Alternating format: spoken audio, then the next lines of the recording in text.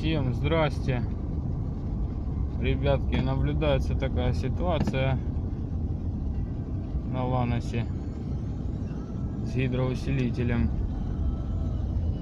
Скрип при повороте руля. То есть слышно, да? Ну, наверное, будет проще остановиться и сейчас.